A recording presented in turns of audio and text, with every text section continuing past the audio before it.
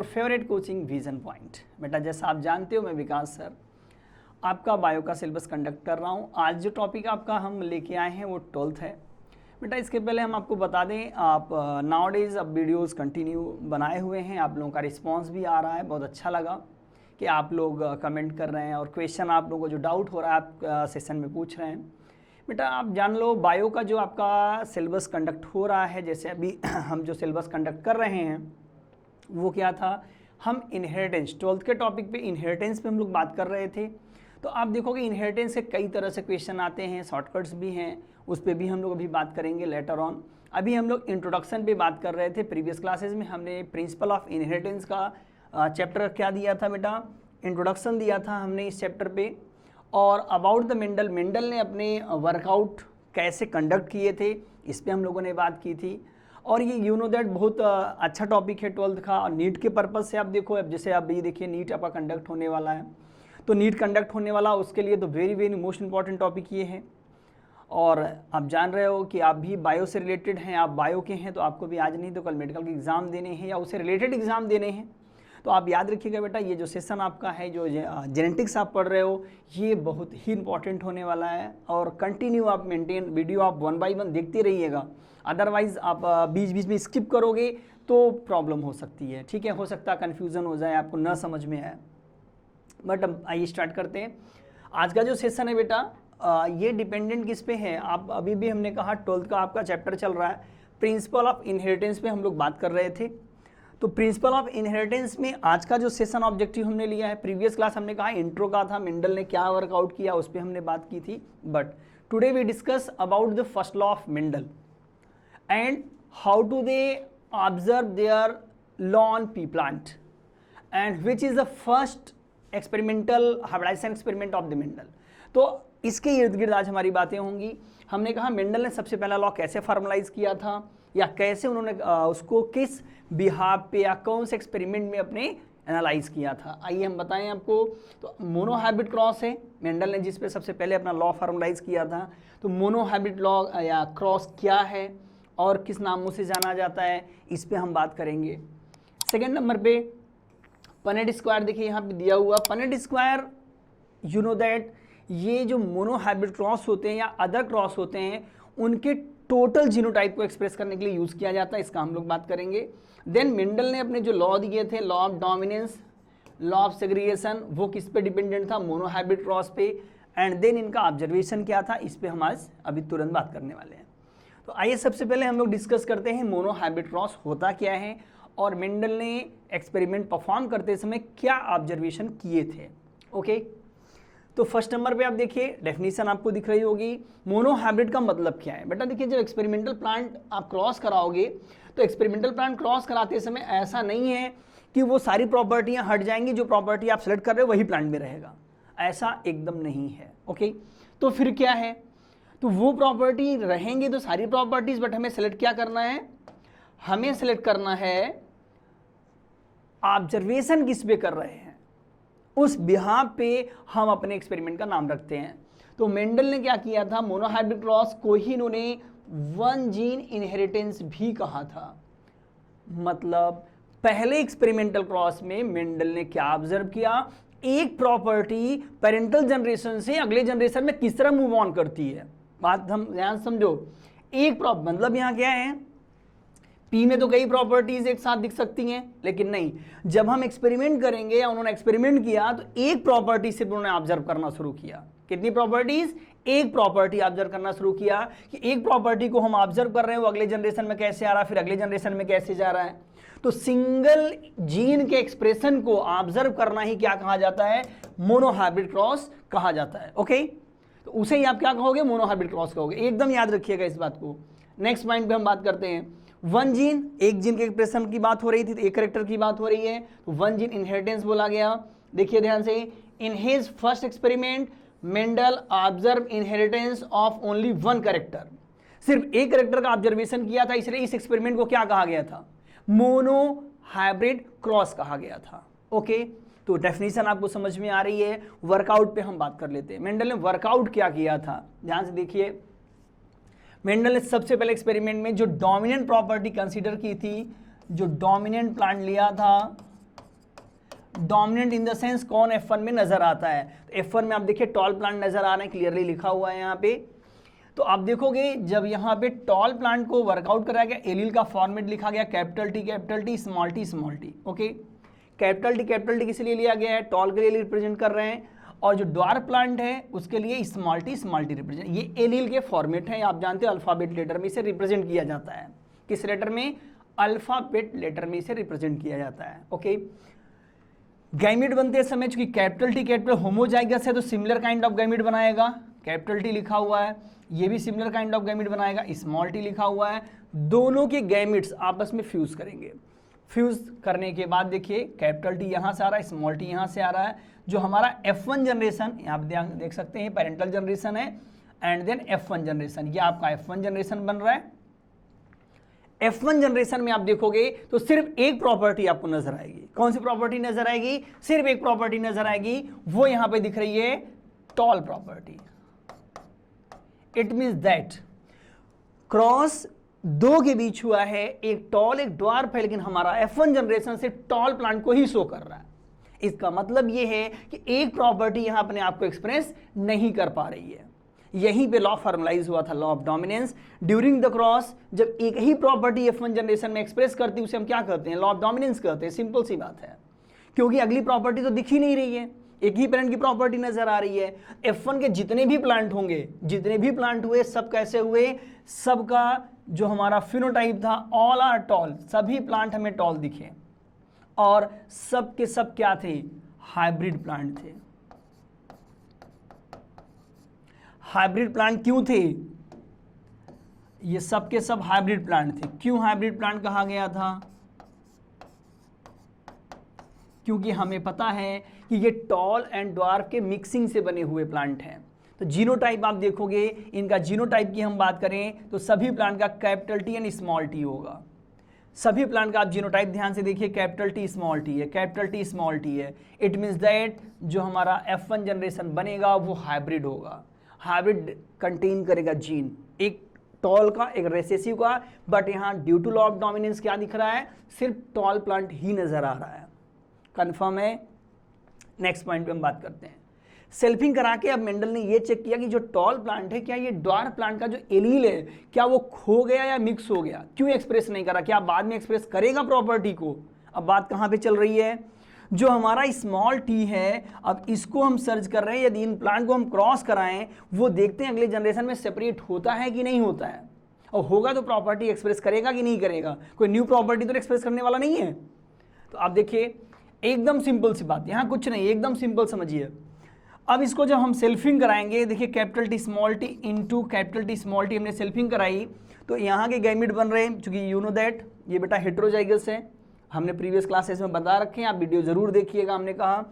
तो यहाँ पे देखिए आप, जो कैपिटल टी आपका ये नजर आ रहा है, ये कैपिटल टी है, स्मॉल टी का गैमीट यहाँ बना हुआ है, दो गैमीट यहाँ बन रहे हैं, यहाँ से भी capital T small T. Heterozygous है, दो तरह के गैमीट बनेंगे। हेटेरोजाइगस है तो कितने तरह के गैमीट बनेंगे? दो टाइप के गैमीट बनेंगे, okay. Next point, gamete fuse करेंगे।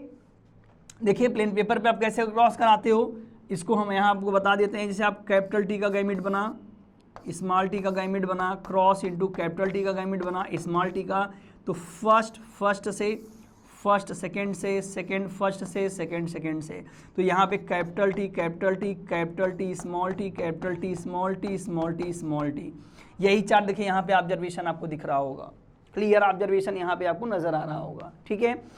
तो यहाँ capital T capital T capital T small T, देखिए ये हाइब्रिड है, ये रेसेसिव है। तो देखा ये गया जो इन्होंने फिनोटाइप इनका F2 जनरेशन हमारा ये है, देखिए यहाँ पे ये F2 जनरेशन आ रहा है।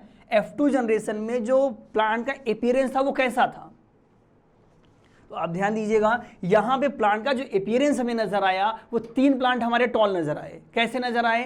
तीन प्लांट टॉल। क्यों? क्योंकि आप ध्यान से देखिए यहाँ capital T capital T capital T तीनों में प्रेजेंट है, और कैपिटल टी हमारा डोमिनेंट प्लांट था। पहले जनरेशन में हमने ऑब्जर्व कर लिया था कैपिटल टी हमारा कैसा प्लांट है? डोमिनेंट प्लांट है, ओके। तो ड्यू टू डोमिनेंसी ये कहानी हम बता रहे हैं आपको। तो अब हमारा जो फिनोटाइप रेशियो यहाँ पे आ रहा था, फिनोटाइप की हम बात करें तो 3:1 का रेशियो में फाइंड आउट हो रहा है। क्या फाइंड आउट हो रहा है? यहाँ पे तीन प्लांट हमारे टॉल हैं और एक प्लांट हमारा ड्वार्फ है। तो ये ड्वार्फ प्लांट कहाँ से आया? क्योंकि मेंडल ने कहा कि हम तो टॉल टॉल में सेल्फिंग करा रहे हैं. It means that the allele which does not appear their character in F1 generation able to segregate during gamete formation and express their own character with their similar allele. बात ध्यान समझिएगा, वो allele जो यहाँ अपनी प्रॉपर्टी एक्सप्रेस नहीं कर पा रहे थे, गैमिट बनते समय देखिए सेपरेट हो रहे हैं और अपने एलील के साथ मिलने पे ये अपनी प्रॉपर्टी जो है डॉट प्रॉपर्टी उसे एक्सप्रेस कर रहे हैं. क्लियर? इसका मतलब गैमिट की प्रॉपर्टी लॉस नहीं होती है, ब्लेंड नहीं होती है. इसे लॉ ऑफ सेग्रीगेशन कहा गया है. क्या कहा गया है? लॉ ऑफ सेग्रीगेशन कहा गया. देखिए लॉ ऑफ डोमिनेंस क्या था, अभी हम डिटेल भी आपको बताएंगे, बट यहाँ ऑब्जर्वेशन आपको याद होना चाहिए. फिनोटाइप हमने कहा 3:1 होगा कि 3 प्लांट टॉल हैं, एक हमारा ड्वार्फ है. ओके, दूसरे नंबर पर हम आते हैं जीनोटाइप की बात करते हैं. जीनोटाइप आप देखो, एक कैपिटल टी है, 2 कैपिटल टी स्मॉल टी हैं और एक स्मॉल टी है. क्लियर है? तो जीनोटाइप हमारा जो होगा ये 1:2:1 का ऑब्जर्वेशन लेके आएगा. ये बात हो गई हमारे फिनोटाइप और जीनोटाइप की. फिनोटाइप जीनोटाइप जो मेंडल ने दिया था F2 का, आप प्लांट के मार्फोलॉजी और जीनोटाइप को देख करके इजीली बता सकते हो बेटा कौन सी प्रॉपर्टी कैरी ऑन हो रही, ये भी आप बता सकते हो. अब बात ये आती है कि मोनोहाइब्रिड क्रॉस या अदर क्रॉस को टोटल मेंडल ने क्या किया था, जो ऑब्जर्वेशन आया बस उसी के ऊपर काम किया था. बट एक दूसरा लॉ हमारे पास है, पनेट स्क्वायर के थ्रू भी हम इसे एक्सप्लेन कर सकते हैं. आइए हम जानते हैं मोनोहाइब्रिड क्रॉस को हम पनेट स्क्वायर के थ्रू कैसे एक्सप्लेन कर सकते हैं. तो पनेट स्क्वायर है क्या, पहले इस पर हम बात कर लेते हैं बेटा. पनेट स्क्वायर रेजिलेंट्स जी पनेट साइंटिस्ट हैं, उन्होंने इसे प्रपोज किया था. उन्होंने बताया कि ये ग्राफिकल रिप्रेजेंटेशन है of all possible genotype of a genetic cross. कोई जेनेटिक क्रॉस कराते हैं, उसकी प्रोबेबिलिटी या जो पॉसिबिलिटी जीनोटाइप की है, मैक्सिमम जीनोटाइप कितने हो सकते हैं, वो सबको एक साथ हमें रिप्रेजेंट करना है. कैसे? आप आइए हम आपको बताते हैं. सपोज करिए हमने कैपिटल टी प्लांट को लिया था, क्रॉस विथ स्मॉल टी से हमने क्रॉस कराया था. ठीक है, तो इनका पॉसिबल जो गैमिट होगा हम उस पर बात कर लेते हैं, फिर इनका हम बताते हैं आपको. सॉरी,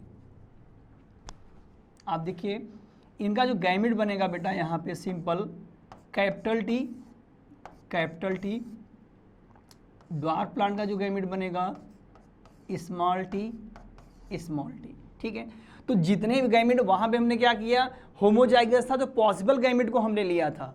यहाँ पे पॉसिबल नहीं, जितने भी तरह के जीन बनेंगे, जितने भी तरह के गैमिट बनेंगे, हमें सबको लेना है. तो सबको हमने ले रखा है. देख रहे हैं आप, कैपिटल टी स्मॉल टी, इधर से कैपिटल टी, यहाँ से small T, capital T small T, इधर से कैपिटल टी, यहाँ से स्मॉल टी, यहाँ से कैपिटल टी, यहाँ से स्मॉल टी. तो ऑब्जर्वेशन वही है, सारे प्लांट कैसे हैं, हाइब्रिड हैं और टॉल हैं. फिनोटाइप क्या है, टॉल हैं. तो जितने भी प्लांट हमारे पास दिख रहे हैं ये सब के सब क्या हैं, टॉल हैं. ऑब्जर्वेशन वही है, बट जितने भी प्लांट बनेंगे F1 क्रॉस में, चाहे जो भी गैमेट यूज़ करेंगे, तो ऑब्जर्वेशन हमारा चेंज नहीं होगा, ऑब्जर्वेशन वही का वही रहेगा. Okay, never be changed. इस केस में अब यहाँ पे हमें F2 फाइंड आउट करना है. ये हमारा कौन सा जनरेशन आ रहा है, ये हमारा F1 जनरेशन हमने ऑब्जर्व कर लिया. ओके, F2 फाइंड आउट करने के लिए क्या करना पड़ता है, आप लोगों को याद होना चाहिए, सेल्फिंग. F2 फाइंड आउट कर सेल्फिंग कराते हैं इसका. तो selfing means F1 into F1, capital T small T into capital T small T. ये देखिए सेल्फिंग हम लोग यहाँ पे वर्कआउट करेंगे. सेल्फिंग में आइए हम लोग ऑब्जर्व करते हैं इनका क्या ऑब्जर्वेशन आता है. पनेट स्क्वायर याद रखिए, हमेशा बॉक्स बना के करेंगे और जितने पॉसिबल गैमेट होंगे सबको लेना. तो ये हेटेरोजाइगस ऑलरेडी है, capital T small T, capital T small T. Okay, तो अब देखो कैपिटल टी, यहाँ पे देखिए कैपिटल टी स्मॉल टी, ऊपर से कैपिटल टी, यहाँ से स्मॉल टी. हमेशा कैपिटल पहले लिखते हैं, स्मॉल बाद में लिखते हैं. ठीक है, यहाँ देखिए कैपिटल टी आया, इधर से स्मॉल टी आया, यहाँ से स्मॉल टी, यहाँ से भी स्मॉल टी आया.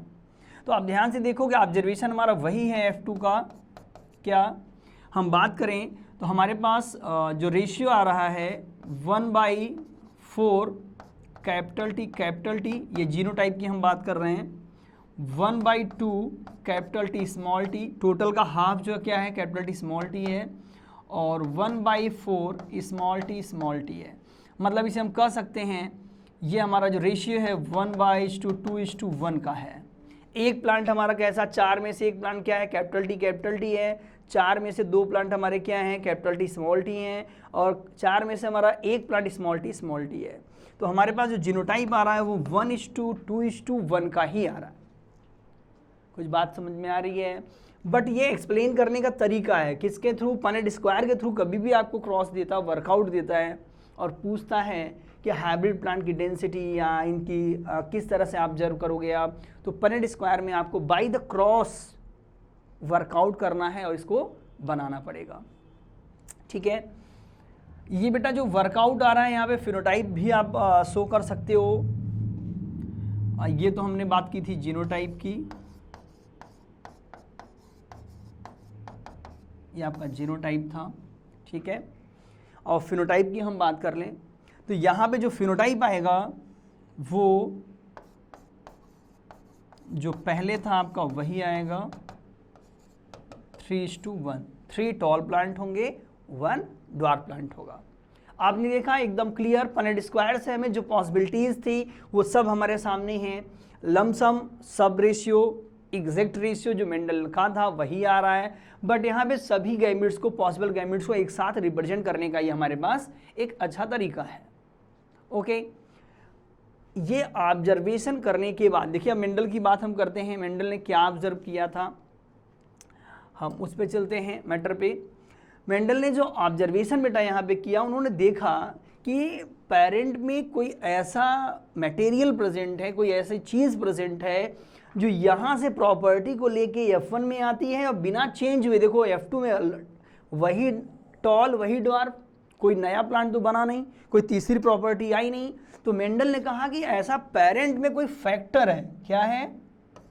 यू नो दैट फैक्टर को मेंडल, जो आज जी ने मेंडल ने ही फैक्टर टर्म दिया था। मेंडल ने कहा कोई फैक्टर प्रेजेंट है पेरेंट में, वो फैक्टर पेरेंटल प्रॉपर्टी कैरी करता है अनचेंज्ड। यही थोड़ी सी गलत बात बोली थी कि आप जानते हो जीन है तो चेंज हो सकता है, unchanged migrate from generation to another generation. वो फैक्टर पेरेंटल कैरेक्टर को लेते हुए एक जनरेशन से दूसरे जनरेशन में कंटिन्यू माइग्रेट करेगा। और फैक्टर हमेशा कैसे होंगे? पेयर में रहेंगे, गैमेट बनते समय सेपरेट होंगे, फिर अपनी प्रॉपर्टी यूनाइट होकर के अगले जनरेशन में रिप्रेजेंट करने लगेंगे। इसी बिहाफ पे उन्होंने क्या दिया था, इस कंक्लूजन के बिहाफ पे उन्होंने 2 लॉ प्रपोज किए थे। फर्स्ट लॉ जो मेंडल का पहले इस पे आया था वो है लॉ ऑफ डोमिनेंस, और सेकंड क्या आया था? Law of segregation. ओके, आइए बात करते हैं लॉ ऑफ डोमिनेंस। मेंडल ने लॉ ऑफ जो डोमिनेंस दिया उसमें क्या कहा गया? Law of dominance state that dominant trait is only trait to appear in F1 generation. अभी हमने कहा था जब हमने क्रॉस कराया था कैपिटल टी स्मॉल टी में, तो F1 जनरेशन में हमारे पास कैपिटल टी स्मॉल टी था और ये प्लांट हमारा कैसा था? टॉल था। तो मेंडल ने क्या कहा, जो हमारा क्रॉस होगा only trade to appear in F1 generation in a cross between 2 pure line. मतलब जब हम 2 प्योर लाइन का मतलब समझ रहे हैं ना, ट्रू प्लांट्स हाइब्रिड नहीं होने चाहिए। जब हम क्रॉस कराएंगे, देखिए जस्ट लाइक यहाँ बना हुआ है, इनमें F1 में ऑलवेज सिर्फ एक करेक्टर दिखेगा। देखिए टॉल का करेक्टर ही यहाँ दिख रहा है, ड्वार्फ का करेक्टर यहाँ पे हाइड हो जाता है, छिप जाता है, ये क्रॉस कराने के बाद। तो इसे मेंडल ने लॉ ऑफ डोमिनेंस का, ये फैक्टर इन्होंने एल्बिनिज्म, आरएच, ब्लड फैक्टर और भी बीमारियों में भी सर्च आउट किया गया, बाद में सही था। Next, monohybrid cross that involve only, अभी हम ये बात कर चुके हैं कि यहाँ पे जो हम इन्वॉल्वमेंट करेंगे सिर्फ एक फिनोटाइपिक कैरेक्टर का हम इन्वॉल्वमेंट करेंगे विद 2 मतलब 2 जैसे फिनोटाइप, मतलब एक डोमिनेंट एक रेसेसिव की हम बात करेंगे, एक डोमिनेंट एंड एक रेसेसिव की हम बात करेंगे। ओके, नेक्स्ट नंबर पे पनेट स्क्वायर डिवाइस फॉर, अभी हम पनेट स्क्वायर की बात कर रहे थे, पनेट स्क्वायर ने किस तरह से प्रेडिक्ट किया था। तो Punnett square device for predicting possible offspring of the cross between different genotypes. जो डिफरेंट जीनोटाइप से हमारे जो ऑफ स्प्रिंग बनते हैं उन सारी पॉसिबिलिटीज़ पे हमें वर्कआउट करना है। मतलब कितने तरह के जीनोटाइप बन सकते हैं उनकी प्रोबेबिलिटी को कैलकुलेट कौन करता है, वो पनेट स्क्वायर के थ्रू किया जाता है। सारे पॉइंट आप 1 बाय 1 नोट करते रहेंगे ताकि वीडियो बार बार रिपीट ना करना पड़े। आप वीडियो रोक करके हर पॉइंट को बाकायदा कॉपी में नोट करते रहिए ताकि आपको पढ़ने में आसानी हो। स्वामी विवेकानंद तो हो नहीं, एक बार पढ़ लिया बस सर याद हो गया, सब भूलेगा ही नहीं कभी। भैया इस मेहनत करनी पड़ेगी, थोड़ा बहुत आपको याद करना पड़ेगा। ऐसा नहीं मेंडल ने लॉ लिया, एक बार आपने कमंडल उठाया याद किया बस सर ख़त्म कहानी, ऐसा पॉसिबल नहीं है। तो थोड़ा सा आप वर्कआउट करते रहिए और पॉसिबल क्वेश्चंस जो इसके आपके पास हैं, आपको भी पीडीएफ भी सेंड की जाएंगे क्वेश्चंस वगैरह के जब चैप्टर एंड होगा, तो उसको आप 1 बाय 1 लगाइएगा और भाई नोटबुक में अपने करिएगा। ये बस ये नहीं बस देख रहे हैं बस हो गया, ओके। तो ये तो मोनो हैबिट पे हमने क्या कहा, लॉ ऑफ डोमिनेंस फार्मलाइज किया गया, ये लॉ हमने आपको बताया। सेकेंड नंबर पे हम बात करते हैं लॉ ऑफ सेग्रीगेशन दिया गया। लॉ ऑफ सेग्रीगेशन में आप देखोगे हमने अभी भी कहा था, जब पहला क्रॉस यहाँ पे वर्कआउट हुआ था capital T into small T में, पहले जनरेशन में हमारे पास क्या मिला था, कैपिटल टी स्मॉल टी आया था। यहाँ पे सिर्फ टॉल प्रॉपर्टी ही नजर आती थी, बट जब ये क्रॉस करता है सेल्फिंग करता है तो आपने देखा था यहाँ पे सेल्फिंग के बाद क्या हुआ था, सेल्फिंग के बाद यहाँ पे आपने देखा जो F2 जनरेशन हमने फाइंड आउट किया वहाँ पे capital T small T and small T आया। 3 प्लांट तो हमें टॉल मिल गए थे और 1 प्लांट हमारा ड्वार्फ मिल गया था, जबकि हमने क्रॉस किस में कराया था, टॉल एंड टॉल में। तो ड्वार्फ प्लांट हमारा कहाँ से मिला था, तो मेंडल ने इसी को सेग्रीगेट होने के प्रोसेस, जो स्मॉल प्लांट हमारा यहाँ पे जो स्मॉल प्रॉपर्टी एलील की है ये F2 में सेपरेट हो जाती है, इसी सेपरेशन को उन्होंने क्या कहा था, इसी सेपरेशन को सेग्रीगेशन कहा था। It means that the alleles which express their property in F1 they get segregate during gamete formation, and the allele which not able to express their character in F1 also express their character in F2 generation। मतलब ऐसे allele जो F1 में match करते हैं, कुछ allele property दिखाते हैं, कुछ की प्रॉपर्टी नहीं दिखती है, बट गैमेट फॉर्मेशन में एलील सेपरेट हो जाते हैं और सेपरेट होने के बाद जब वो F2 में मिलते हैं तो अपनी प्रॉपर्टी एक्सप्रेस करना स्टार्ट करते हैं। इसकी सेग्रीगेशन को, इसी अलगाव को हम क्या कहते हैं, लॉ ऑफ सेग्रीगेशन कहते हैं। लॉ ऑफ सेग्रीगेशन कब होता है, गैमेट फॉर्मेशन के समय एलील सेपरेट होते हैं। So we call law of purity of gamete. आप ध्यान दीजिएगा, during the formation of gamete, साफ साफ लिखा हुआ है during the formation of gamete, gamete बनते समय ही सेपरेट होना है, उसके पहले ये सेपरेट नहीं हो सकते हैं। ऐसा नहीं प्लांट से निकल के भाग जाए, ड्वार्फ बोले भैया अब हमको तुम्हारे साथ नहीं रहना, बगल में आ गया छोटा प्लांट हम निकल जा रहे हैं, ऐसा पॉसिबल नहीं। जो प्रॉपर्टी आ चुकी है वो गैमेट फॉर्मेशन में ही अलग होगी, याद रखिएगा, ओके। तो देखिए यहाँ ध्यान से, 2 allele responsible for a trait separated from each other. कब, गैमेट बनते समय trait separated from each other, एक दूसरे से अलग हो जाते हैं। Alleles for a trait are then recombined at fertilization producing the genotype for the trait of the offspring। फिर से वो यूनाइट होते हैं और ऑफ स्प्रिंग में क्या प्रोड्यूस करते हैं, अपने ट्रेट को एक्सप्रेस करने लगते हैं, या जो उनकी अपनी प्रॉपर्टी उसे एक्सप्रेस करने लगते हैं, ओके। मेंडल ने मोनो हाइब्रिड में क्या किया था, क्लियरली आपको बता दिया गया बेटा। एंड देन उस लॉ, क्या लॉ फॉर्मलाइज किया, लॉ ऑफ डोमिनेंस को फॉर्मलाइज किया एंड लॉ ऑफ सेग्रीगेशन को फॉर्मलाइज किया। एंड देन ये वर्कआउट आप क्वेश्चंस लगाइएगा, क्योंकि लॉ एक साथ बताने पे कंफ्यूजन हो सकती है। तो यहाँ पे आपको जो चीज़ें बताई जा रही हैं 1 बाय 1 इसे आप समझते चलेंगे, और कोई भी दिक्कत हो तो कमेंट बॉक्स में आप ज़रूर पूछें। एंड अदर इंक्वायरीज़ के लिए you call at this number, our website पे भी आप संपर्क कर सकते हैं कोचिंग के। Okay, thank you.